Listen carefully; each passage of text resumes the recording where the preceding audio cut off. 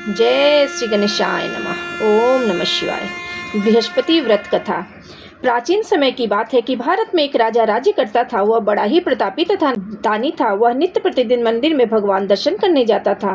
वह ब्राह्मण और गुरु की सेवा किया करता था। उसके द्वार से कोई भी याचक निराश होकर नहीं लौटता था। वह प्रत्येक गुरुवार को व्रत रखता एवं पूजन करता था, परंतु यह सब बातें उसकी रानी को अच्छी नहीं लगती थी। वह न व्रत करती, न किसी को एक पैसा दान में देती थी। वह राजा को भी ऐसा करने से मना करती थी। एक समय की बात है, राजा शिकार खेलने वन में चले गए। घर पर रानी और दासी थी। उस समय गुरु बृहस्पति साधु के रूप धारण कर राजा के दरवाजे पर भिक्षा मांगने आए। साधु ने रानी से भिक्षा मांगी तो वह कहने लगी, हे साधु महाराज, मैं इस दाने पुण्य से तंग आ गई हूँ। इस कार्य के लिए मेरे पति देवी बहुत है। अब आप इस प्रकार की कृपा करें, यह सारा धन नष्ट हो जाए और मैं आराम से रह सकूं। साधु रूपी बृहस्पति देव ने कहा, हे देवी, तुम बड़ी विचित्र हो। संतान और धन से कोई भी दुखी नहीं होता है, इसको सभी चाहते हैं। पापी भी पुत्र और धन की इच्छा करता है। अगर तुम्हारे पास धन अधिक है तो भूखे मनुष्य को भोजन कराओ, प्याऊ लगाओ, ब्राह्मणों को दान दो, धर्मशालाएं बनाओ, कुआं, तालाब, बावड़ी, बाग, बगीचा आदि का निर्माण कराओ, निर्धन की कुंवारी कन्याओं का विवाह कराओ, साथ ही यज्ञ आदि करो। इस प्रकार के कर्म से आपके कुल और आपका नाम परलोक में सार्थक होगा एवं स्वर्ग की प्राप्ति होगी। परंतु रानी साधु के इन बातों से खुश न हुई। उसने कहा, हे साधु महाराज, मुझे ऐसे धन की कोई आवश्यकता नहीं जिसको मैं अन्य लोगों को दान दूं तथा जिसके रखने और संभालने में मेरा सारा समय नष्ट हो जाए। साधु ने कहा, हे देवी, यदि तुम्हारी ऐसी इच्छा है तो जैसे मैं तुम्हें बताता हूँ वैसा ही करना। बृहस्पतिवार के दिन घर को गोबर से लिपना, अपने केशों को पीली मिट्टी से धोना, केशों को धोते समय स्नान करना, राजा से कहना कि हजामत करवाए, भोजन में मांस मदिरा खाना, कपड़ा धोबी के धुलाने डालना। इस प्रकार 7 बृहस्पतिवार करने से तुम्हारा सारा धन नष्ट हो जाएगा। यह कहकर साधु महाराज रूपी बृहस्पति देव अंतर ध्यान हो गए। रानी ने साधु के कहने के अनुसार 7 बृहस्पतिवार तक वैसे करने का विचार किया। साधु के बताए अनुसार कार्य करते हुए केवल 3 बृहस्पतिवार ही बीते थे, उसका समस्त धन नष्ट हो गया। भोजन के लिए भी दोनों समय परिवार तरसने लगे, सांसारिक भोगों से दुखी रहने लगे। तब राजा ने रानी से कहा, हे रानी, तुम यहाँ पर रहो, मैं परदेश जा रहा हूँ, वहाँ कोई काम धंधा करूँगा, शायद हमारा भाग्य बदल जाए। ऐसा कहकर राजा परदेश चला गया और वहां से जंगल से लकड़ी काटकर लाता और शहर में बेचकर अपना जीवन व्यतीत करने लगा। इधर राजा के बिना रानी और दासियां दुखी रहने लगी। किसी दिन भोजन मिलता, किसी दिन जल पीकर ही रह जाती। एक समय रानी और दासियों को 7 दिन बिना भोजन के व्यतीत करना पड़ा। तो रानी ने अपनी दासी से कहा, यहाँ पास के नगर में मेरी बहन रहती है, तू उसके पास जा, वो बड़ी धनवान है। तो उसके पास 5 सेर बेझर मांग ला, जिससे कुछ समय के लिए गुजर हो जाएगी। दासी रानी की बहन के पास गई। रानी की बहन उस समय पूजन कर रही थी। बृहस्पतिवार का दिन था। दासी ने रानी की बहन से कहा, हे रानी, मुझे आपकी बहन ने भेजा है, मुझे 5 सेर बेझर दे दो। दासी ने यह बात अनेक बार कही, परंतु रानी की बहन ने कोई उत्तर नहीं दिया, क्योंकि वह उस समय बृहस्पतिवार की कथा सुन रही थी। जब दासी को रानी की बहन से कोई उत्तर नहीं मिला तो बहुत ही दुखी हुई। उसे क्रोध भी आया। वह लौटकर रानी से बोली, हे रानी, आपकी बहन बहुत ही धनी स्त्री है, वे छोटे लोगों से बात ही नहीं करती। मैंने उससे कहा तो उसने कोई उत्तर नहीं दिया, वह वापस चली आई। रानी बोली, हे दासी, इसमें उसका कोई दोष नहीं। जब बुरे दिन आते हैं कोई सहारा नहीं देता। अच्छे बुरे का पता विपत्ति में ही लगता है। जो ईश्वर की इच्छा होगी वही होगा। यह सब हमारे भाग्य का दोष है। उधर रानी की बहन ने सोचा, मेरे बहन की दासी आई थी, परंतु मैं उससे नहीं बोली, इससे वह बहुत दुखी हुई होगी। अतः कथा को सुन विष्णु भगवान का पूजन समाप्त कर वह अपने बहन के घर आई और कहने लगी, हे बहन, मैं बृहस्पतिवार की व्रत कर रही थी, तुम्हारी दासी हमारे घर गई थी, परंतु जब तक कथा होती है हम न उठते हैं न बोलते हैं, इसलिए मैं नहीं बोली। कहो दासी, क्यों गई थी? रानी बोली, बहन, हमारे घर अनाज नहीं है, वैसे तुमसे कुछ छिपा भी नहीं है, इस कारण मैंने दासी को तुम्हारे पास 5 सेर बेझर के लिए भेजा था। रानी की बहन बोली, बहन, बृहस्पति देव भगवान सबकी मनोकामनाओं को पूर्ण करते हैं, देखो शायद तुम्हारे घर में अनाज रखा हो। यह सुनकर दासी घर के अंदर गई और वहां उसे एक घड़ा बेझर का भरा मिल गया। उसे बड़ी हैरानी हुई, क्योंकि उसने एक एक बर्तन देख लिया था। उसने बाहर आकर रानी को बताया, दासी, अपनी रानी से कहने लगी, हे रानी, देखो वैसे हमको जब अन्न नहीं मिलता है हम रोज ही व्रत किया करते हैं। अगर इनसे व्रत की विधि पूछ ली जाए तो इसे हम भी किया करेंगे। दासी के कहने पर रानी ने अपने बहन से बृहस्पतिवार के व्रत के बारे में पूछा। उसकी बहन ने बताया, हे रानी बहन, बृहस्पतिवार को सूर्योदय से पूर्व उठकर स्नान आदि करके बृहस्पतिवार का व्रत करना चाहिए, लेकिन उस दिन सिर नहीं धोना चाहिए। बृहस्पतिवार के व्रत में चने का दाल और मुनक्का से विष्णु भगवान के केले के वृक्ष के जड़ में पूजन करें तथा दीपक जलावें। उस दिन एक ही समय भोजन करें। भोजन पीले खाद्य पदार्थ का करें तथा कथा सुने। इस प्रकार करने से गुरु भगवान प्रसन्न होते हैं, अन्न पुत्र धन देते हैं और मनोकामना पूर्ण करते हैं। व्रत और पूजन की विधि बताकर रानी की बहन अपने घर लौट गई। रानी और दासी दोनों ने निश्चय किया कि बृहस्पति देव भगवान का पूजन जरूर करेंगे। 7 दिन बाद जब बृहस्पतिवार आया तो उन्होंने व्रत रखा। घुड़साल में जाकर चना गुड़ बीन लाई और उसे दाल से केले के जड़ में भगवान विष्णु का पूजन किया। अब भोजन पीला कहाँ से आए? दोनों बड़ी दुखी हुई, परंतु उन्होंने व्रत किया था, इस कारण बृहस्पति देव भगवान प्रसन्न थे। एक साधारण व्यक्ति के रूप में वे 2 थाल में सुंदर पीला भोजन लेकर आए और दासी को देकर बोले, हे दासी, यह भोजन तुम्हारे और रानी के लिए है, तुम दोनों करना। दासी भोजन पाकर बड़ी प्रसन्न हुई और रानी से बोली, रानी जी भोजन कर लो। रानी को भोजन आने के बारे में कुछ पता नहीं था, इसलिए वह दासी से बोली, जा तू ही भोजन कर, क्योंकि तू हमारी व्यर्थ में हंसी उड़ाती है। दासी बोली, एक व्यक्ति भोजन दे गया है। रानी कहने लगी, वो भोजन तेरे लिए ही दे गया है, तू ही भोजन कर। दासी ने कहा, वह व्यक्ति हम दोनों के लिए 2 थाल में भोजन दे गया है, इसलिए मैं और आप दोनों साथ साथ भोजन करेंगी। दोनों ने गुरु भगवान को नमस्कार कर भोजन प्रारंभ किया। इसके बाद से वे प्रत्येक बृहस्पतिवार को गुरु भगवान का व्रत और पूजन करने लगी। बृहस्पति भगवान की कृपा से उनके पास धन हो गया, परंतु रानी फिर पहले की तरह आलस्य करने लगी। तब दासी बोली, देखो रानी, तुम पहले इस प्रकार आलस्य करती थी, तुम्हें धन रखने में कष्ट होता था, इस कारण सभी धन नष्ट हो गया। अब गुरु भगवान की कृपा से धन मिला है, तुम्हें फिर से आलस्य होता है। बड़ी मुसीबतों के बाद हमने यह धन पाया है, इसलिए हमें दान पुण्य करना चाहिए। तुम भूखे मनुष्य को भोजन कराओ, प्याऊ लगाओ, ब्राह्मणों को दान दो, कुआं, तालाब, बावड़ी आदि का निर्माण कराओ, मंदिर, पाठशाला बनाकर कुंवारी कन्याओं का विवाह कराओ। धन को शुभ कार्यों में खर्च करो, जिससे तुम्हारा कुल का यश बढ़े तथा स्वर्ग की प्राप्ति हो और पितर भी प्रसन्न हो। दासी की बात मानकर रानी ने इस प्रकार के कर्म करने प्रारंभ किए, जिससे उनका काफी यश फैलने लगा। एक दिन रानी और दासी आपस में विचार करने लगी कि न जाने राजा किस दशा में होंगे, उनकी कोई खोज खबर नहीं। गुरु भगवान से उन्होंने प्रार्थना की और भगवान ने रात्रि में राजा को स्वप्न में कहा, हे राजा, उठ, तेरी रानी तुमको याद करती है, अपने देश को लौट जा।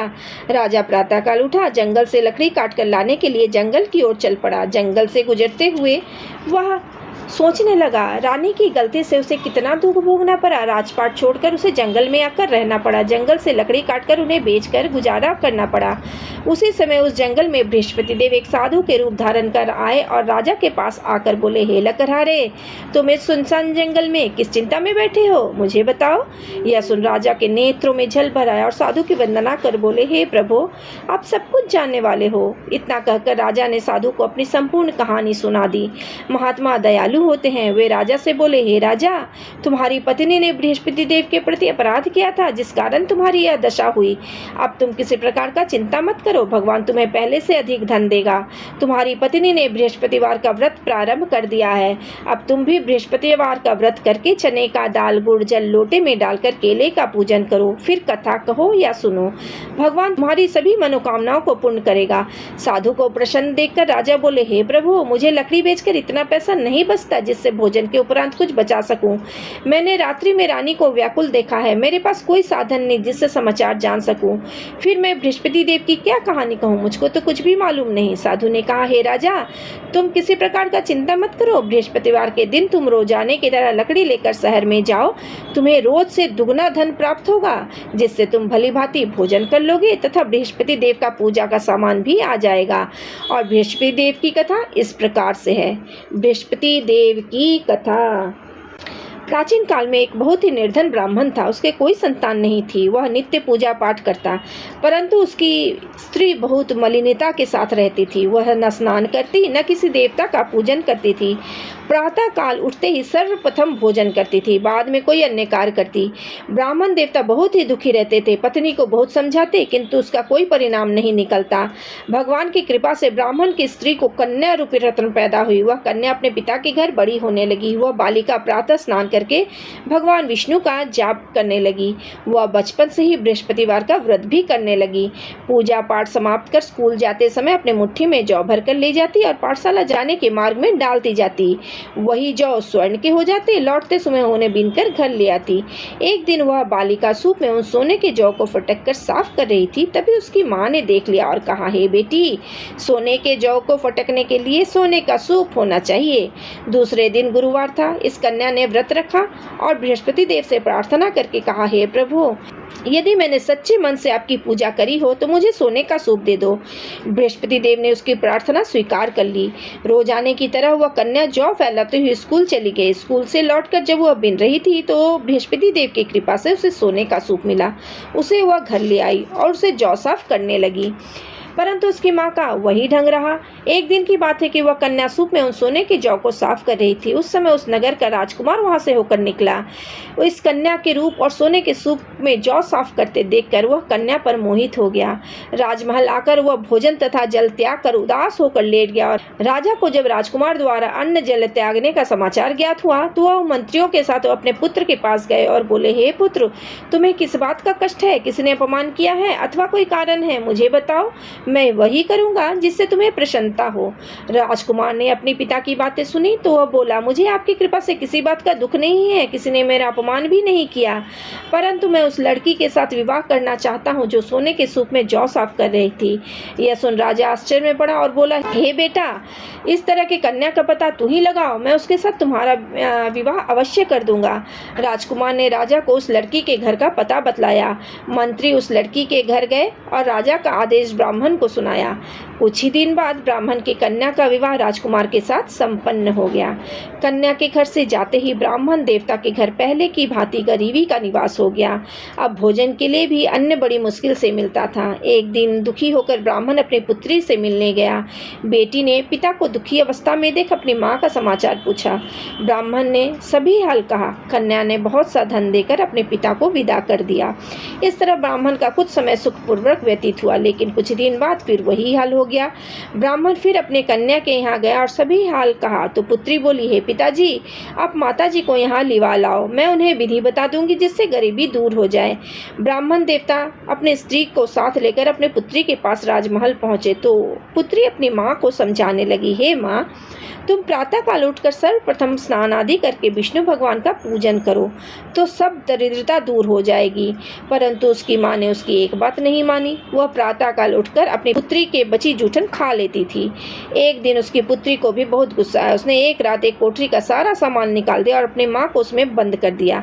प्रातः उसमें से निकालकर स्नान आदि करा के पूजा पाठ करवाया तो उसकी माँ की बुद्धि ठीक हो गई। इसके बाद से वह नियम से पूजा पाठ करती और प्रत्येक बृहस्पतिवार को व्रत रखने लगी। इस व्रत के प्रभाव से उसकी माँ बहुत ही धनवान हो गई और बृहस्पति देवता के प्रभाव से स्वर्ग को गई। वह ब्राह्मण भी सुखपूर्वक इस लोक से सुख भोग कर स्वर्ग को प्राप्त हुआ। इस तरह कहानी कहकर साधु देवता वहां से लोप हो गए। धीरे धीरे समय व्यतीत होने पर फिर बृहस्पतिवार का दिन आया।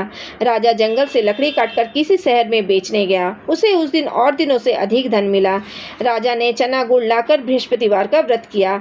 उस दिन से उसके सभी क्लेश दूर हो गए। परंतु जब अगला गुरुवार दिन आया तो वह बृहस्पतिवार का व्रत करना भूल गया। इस कारण बृहस्पति भगवान नाराज हो गए।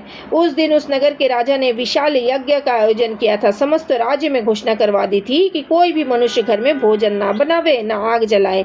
समस्त लोग मेरे यहाँ भोजन करने आवे। इस आज्ञा को जो न मानेगा उसे फांसी की सजा दी जाएगी। राजा के आज्ञा अनुसार राज्य के सभी वासी राजा की भोज में सम्मिलित हुए, लेकिन लकड़हारा कुछ देर से पहुंचा, इसलिए राजा उसको अपने साथ महल लिवा ले गए। जब राजा लकड़हारे को भोजन करा रहे थे तो रानी की दृष्टि खूंटी पर पड़ी जिस पर उसका हार लटका हुआ था, लेकिन उसे हार खूंटी पर लटका दिखाई नहीं दिया। रानी को निश्चय हो गया कि मेरा हार इसी लकड़हारे ने चुरा चुरा लिया है। उसी समय सैनिक बुलाकर उसे जेल खाने में डलवा दिया। जब लकड़हारा जेल खाने में गया, बहुत ही दुखी होकर विचार करने लगा कि ना जाने कौन से पूर्व जन्म के कर्म से मुझे यह दुख प्राप्त हुआ है, और उसी साधु को याद करने लगा जो जंगल में मिले थे। तत्काल बृहस्पति देव एक साधु के रूप में प्रकट हो गए और उसकी दशा देखकर कहने लगे, अरे मूर्ख, तूने बृहस्पति देव की कथा नहीं की थी, जिस कारण तुझे यह दुख प्राप्त हुआ। अब चिंता मत कर, बृहस्पतिवार के दिन जेल खाने के दरवाजे पर 4 पैसे पड़े मिलेंगे, उनसे तू बृहस्पति देव का पूजा करना, तेरे सभी कष्ट दूर हो जाएंगे। अगले बृहस्पतिवार उसे जेल के द्वार पर 4 पैसे पड़े मिले। राजा ने पूजा का सामान मंगवाकर कथा कही और प्रसाद बांटा।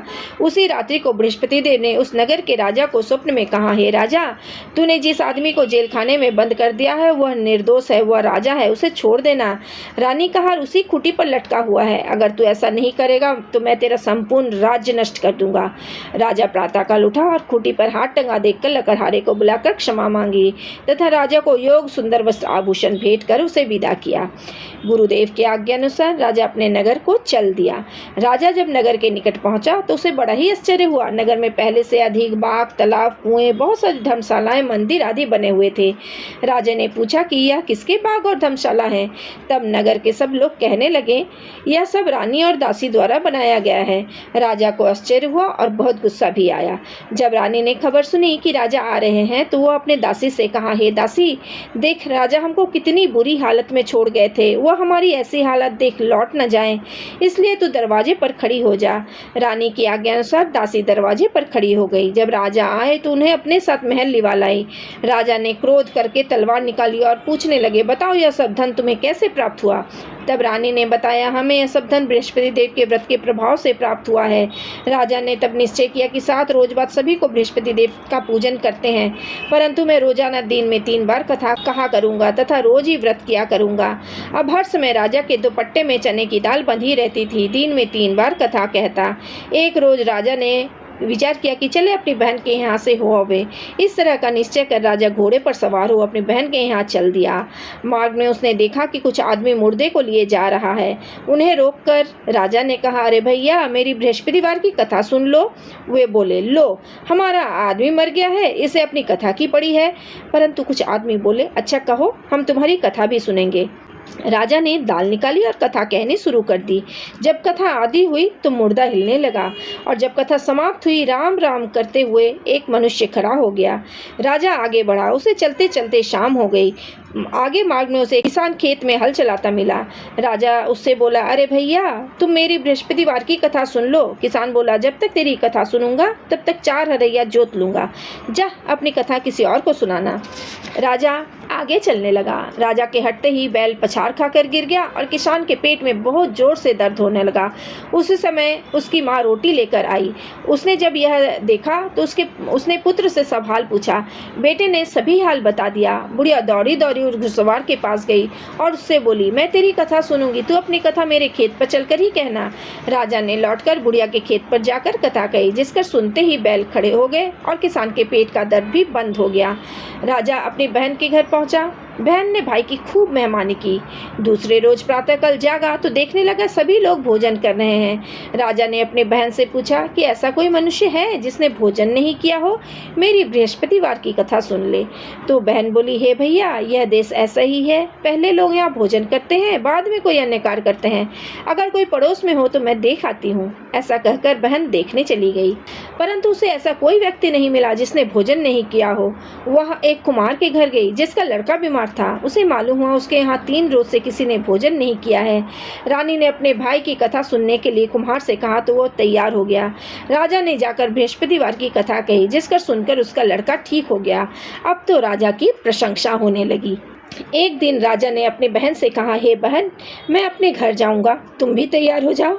राजा की बहन ने अपने सास से अपने भाई के साथ जाने की आज्ञा मांगी। सास बोली, चली जा, परंतु अपने लड़के को मत ले जाना, क्योंकि तेरे भाई की कोई संतान नहीं होती। बहन ने अपने भाई से कहा, हे भैया, मैं तो चलूंगी, परंतु कोई बालक नहीं जाएगा। राजा ने कहा, जब कोई बालक ही नहीं चलेगा तो तू जाके क्या करेगी? दुखी मन से राजा अपने नगर को लौट आया। राजा ने अपनी रानी से कहा, हम निसंतान हैं, इसलिए कोई हमारे घर आना पसंद नहीं करता।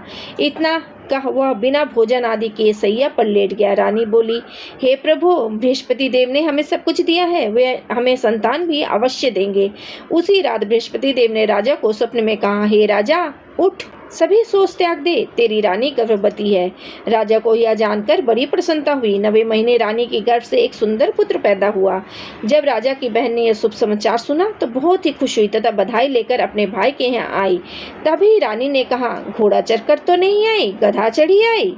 राजा की बहन बोली, भाई, मैं इस प्रकार ना कहती तो तुम्हें औलाद कैसे मिलती? बृहस्पति देव ऐसे ही हैं जैसे जिनकी मनोकामनाएं होती है सभी को पूर्ण करते हैं।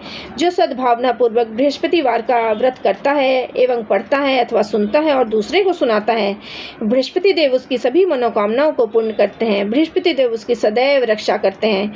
जो संसार में सद्भावना व सच्चे हृदय से बृहस्पति देव का पूजन करते हैं, उनकी सभी मनोकामनाएं उसी प्रकार पूर्ण होती है जैसे रानी और राजा ने बृहस्पति देव की कथा का गुणगान किया। उनकी सभी इच्छाएं बृहस्पति देव ने पूर्ण की थी। मनुष्य को हृदय से मनन करते हुए जय जयकार उलाना चाहिए। बोलो बृहस्पति देव की जय, बोलो विष्णु भगवान की जय, बोलो माता लक्ष्मी की जय, बोलो गुरुदेव माता पिता की जय। बृहस्पति देव की आरती। जय बृहस्पति देवा, ओम जय बृहस्पति देवा, क्षीण क्षीण भोग लगाऊं कदली फल मेवा। ओम जय बृहस्पति देवा, तुम पूरन परमात्मा, तुम अंतर्यामी, जगत पिता जगदीश्वर, तुम सबके स्वामी। ओम जय बृहस्पति देवा, चरणामृत निज निर्मल, सब पातक हरता, सकल मनोरथ दायक, कृपा करो भरता। ओम जय बृहस्पति देवा, तन मन धन अर्पण कर, जो जन शरण पड़े, प्रभु प्रकट तब हो कर, आकर द्वार खड़े। ओम जय बृहस्पति देवा, दीन दयाल दयानिधि, भक्तन हितकारी, पाप दोष सब हरता, भव बंधन हारी। ओम जय बृहस्पति देवा, सकल मनोरथ दायक, सब संशय हारी, विषय विकार मिटाओ, संतन सुखकारी। ओम जय बृहस्पति देवा, जो कोई आरती तेरी प्रेम सहित गावे, ज्येष्ठानंद आनंद कर, सो निश्चय पावे। ओम जय बृहस्पति देवा, ओम जय बृहस्पति देवा, ओम जय बृहस्पति देवा। अब बोलो विष्णु भगवान की जय, बोलो माता लक्ष्मी की जय, बोलो गुरुदेव माता पिता की जय, बोलो इष्ट देव की जय, बोलो कुल देवी देवताओं की जय।